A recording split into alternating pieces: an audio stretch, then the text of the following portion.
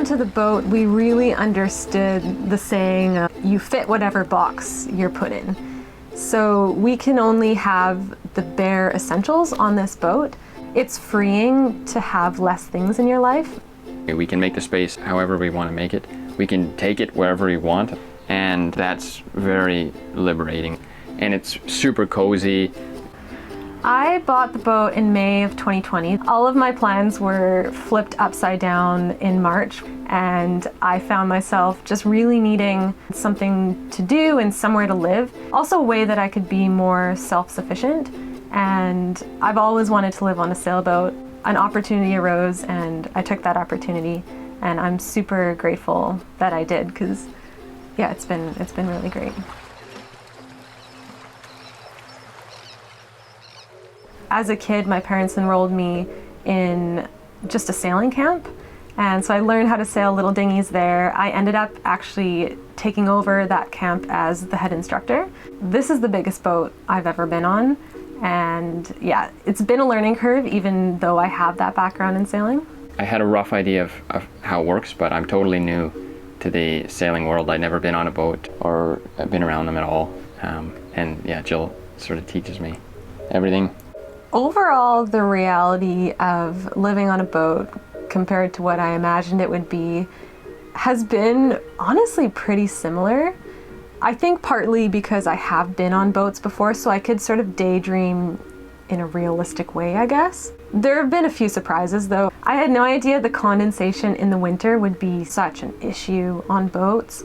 I totally underestimated what it's like to not be on land. The water is a very different medium. My sort of balance took a long time to get used to being on the boat. So many times I've almost fallen off, or like getting in and out of the dinghy. I just don't have the movements yet, whereas Gillian's been doing this forever. She sort of climbs around and yeah, is better at it.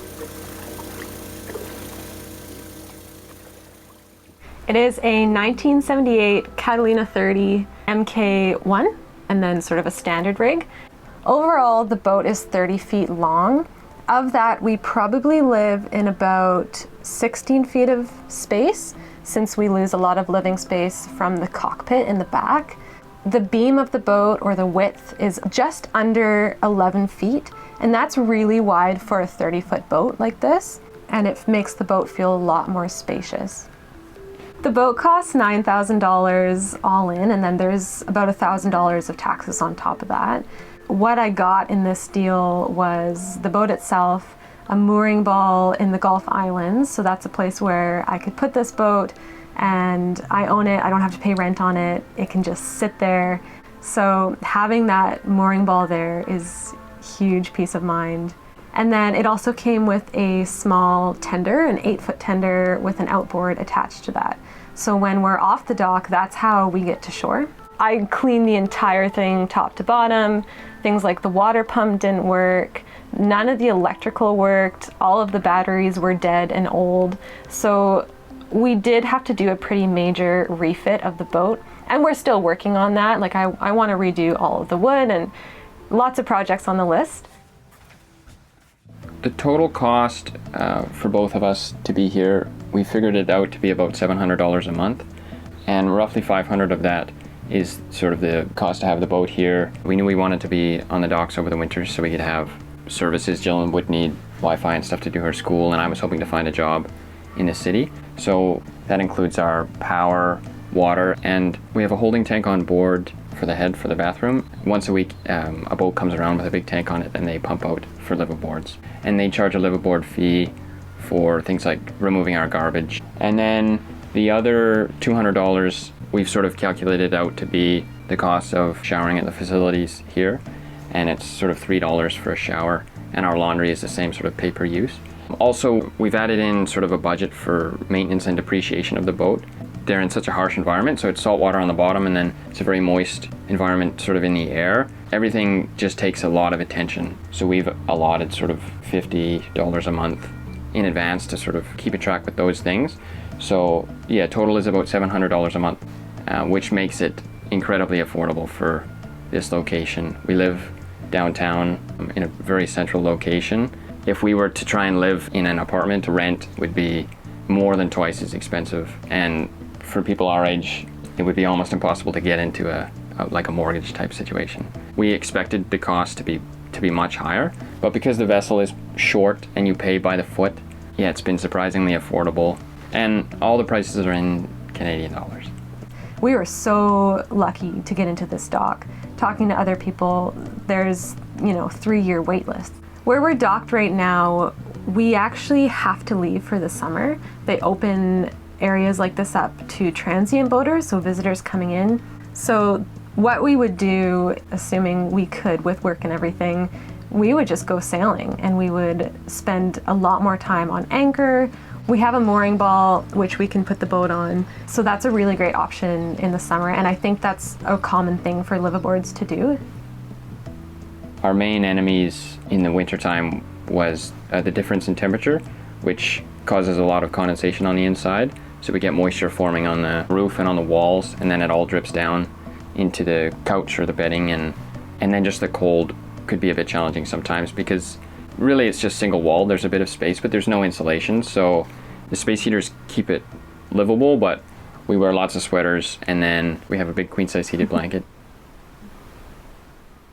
So when you step on the boat, we have quite a lot of sitting room out there, and it's really nice when there's good weather. Coming through the cockpit, we have our hatch. We have hatch boards as a door. They're not ideal for living aboard because they're sort of annoying to take in and out. We've thought about modifying it so we have a swinging door.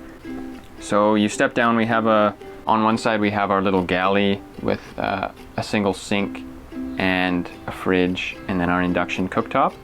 We also have the ice box behind that. We don't use it as an ice box, it's just a deep compartment, and we've been using it as a pantry.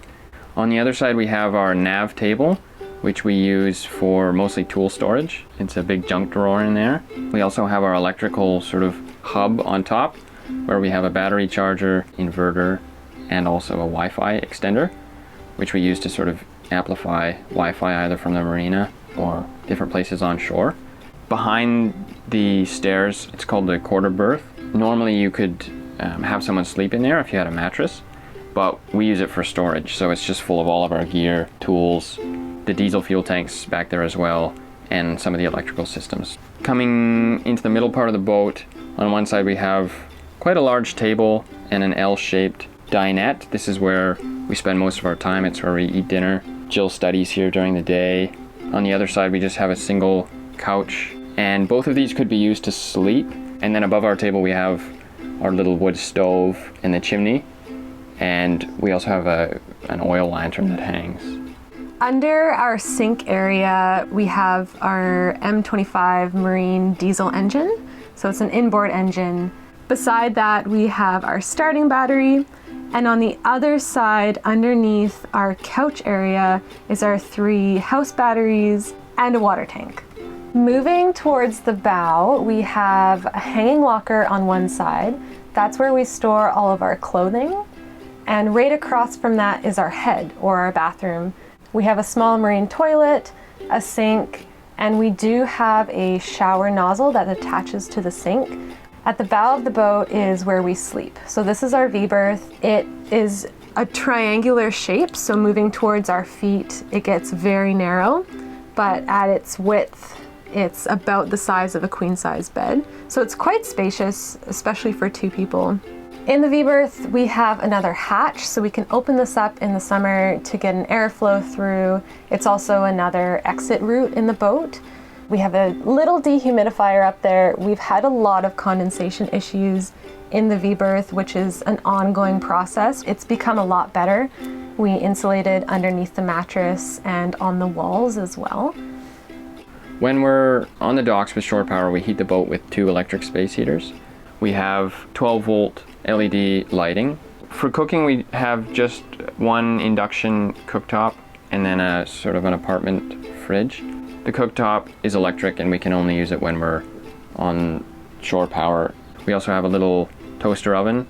When we're off-grid, we have a 100-watt solar panel, which we use to charge our 4 batteries. We have running water. We have a 12-volt water pump with hot and cold. And we have 2 sinks, one in the galley and then one in the head.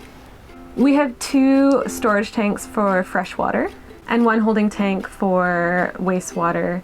And for Blackwater, we have a holding tank which gets pumped out once a week by the marina staff. Another thing we can use to heat the boat is our wood stove. We burn compressed sawdust sort of briquettes. We haven't used it in the marina because we haven't needed it. It's also quite a dirty option. You get a lot of dust and soot, but in the summertime when we're off grid, if it's really cold, it's definitely a nice way to take the edge off. I'm just finishing up my degree in biology and environmental studies, so I'm really lucky with school being online right now that I can do it from wherever, assuming I have Wi-Fi or data or something. If I didn't have that flexibility, this whole endeavor would be a lot more complicated. I work for the provincial government for the fire service. My job can't really be done remotely. In the future, we've both started thinking of ways we could move our work online so that we could be on the boat all the time. But for now, we're tied to sort of land-based jobs, and that's how we fund the lifestyle, and it's necessary for the time being. We have started a YouTube channel to share our adventures on the boat and our experience adapting to living aboard a sailboat, as well as how we deal with work and being tied to land. There are so many things that I love about living on this boat. One thing I've really found is you're so much closer to the environment. Like, the inside is basically the outside, especially in the summertime. We can have our hatch wide open, and it's really just like being outside all the time and in the fresh air and in the sun, and that's really important to me. I also love the sustainability aspect of it and the smallness aspect of it. I only have so many things, I only need so much space, and that'll allow me to sort of expand my world outside. Please share this video if you liked it. Also, be sure to subscribe to Exploring Alternatives and check out our playlists for more stories like this. Thanks for watching.